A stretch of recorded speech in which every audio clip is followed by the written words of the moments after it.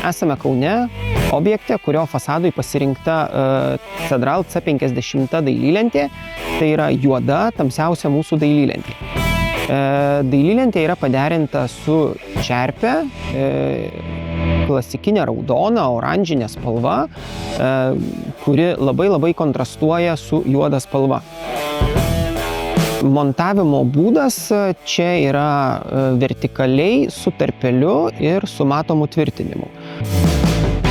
Montuojant Cedral dailylentes ir ypač tamsias spalvas reikėtų atkreipti dėmesį į švarą ir tvarką po pjovimo.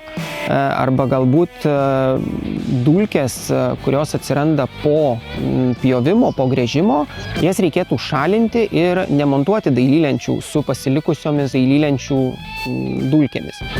Kadangi ant fasado gavę drėgmės dulkės sukimba su dažu ir vėliau labai sunkiai arba visai nenusivalo nuo fasado.